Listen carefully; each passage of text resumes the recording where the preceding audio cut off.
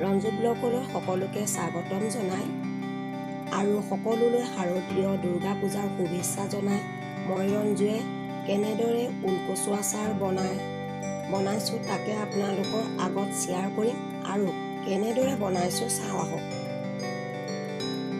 এটা 1 কেজি ওজনৰ ওলকচু লৈ টুকুৰা টুকুৰ কৰি কাটি লৈছোঁ। কটাৰ আগত মই হাত দুখনত মিঠাতেল ঘঁহি লৈছোঁ, নহ'লে খজুৱাব পাৰে।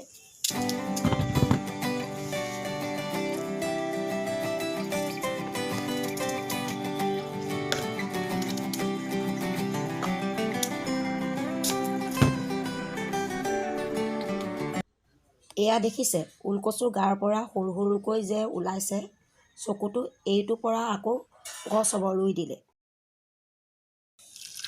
এতিয়া মই ভালকৈ ধুই কুকাৰ এটাত ওলকচুখিনি দি তাত নিমখ আৰু পানী দি সিজিবলৈ 2-3টামান হুইচেল মৰাই নমাই দিছোঁ। এতিয়া চাওক সিজি গ'ল। কাঢ়ি লৈ সানি তাতে হালধি দি ভালদৰে সানি ৰ'দত শুকুৱাই ল'লোঁ।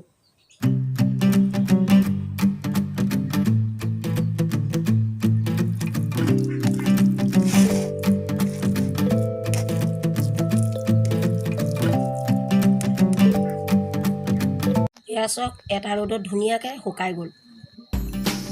লৈছোঁ 5 ফোৰণ, নহৰু, কালজিৰা, জিৰা গুড়ি, ধনিয়া গুড়ি, জলকীয়া গুড়ি আৰু মই সকলোখিনি NDS মছলাই ব্যৱহাৰ কৰিছোঁ। এতিয়া কেৰাহীখন গৰম হ'বলৈ দি তাত 3 চামুচমান সৰিয়হ তেল দি গৰম হ'বলৈ দিছোঁ। 5 ফোৰণ, নহৰু, কালজিৰা দি দিছোঁ।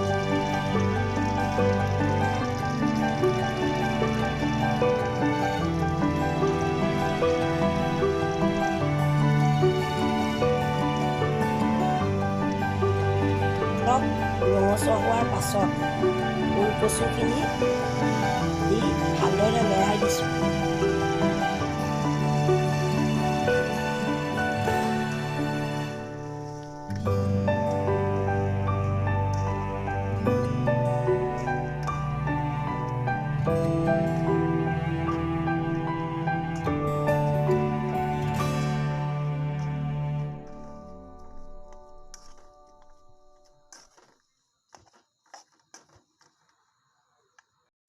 এতিয়া অলপ জোখ অনুসৰি নিমখ দিছোঁ।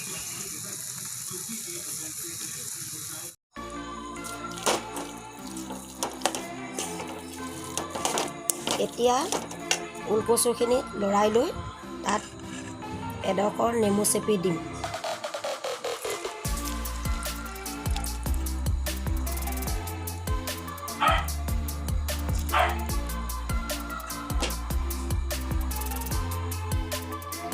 আৰু আচাৰখিনি ভাল হৈ থাকিবৰ কাৰণে মই হোৱাইট ভিনেগাৰ দিছোঁ।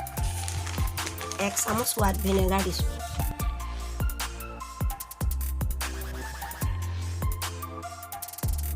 আৰু এটা ভোট জলকীয়া টুকুৰা টুকুৰকৈ কাটি মিক্স কৰি লৈছোঁ। এনেদৰে আপোনালোকে আচাৰ বনাই ঘৰত খাই চাব পাৰে, ভাল পাব। মোৰ ভিডিঅ'টো যদি কোনোবাই নতুনকৈ চাইছে ছাবস্ক্ৰাইব কৰিব, ওচৰত থকা বেল আইকনটো টিপি দিব, তেতিয়া মই দিয়া নতুন নতুন ভিডিঅ'বোৰ চাবলৈ পাব। এয়া চাওক আচাৰখিনি মোৰ বনাই ৰেডি হৈ গ'ল। এনেকৈ বনাই চাব, খাই ভাল পাব। মাজে মাজে ৰ'দত দিব।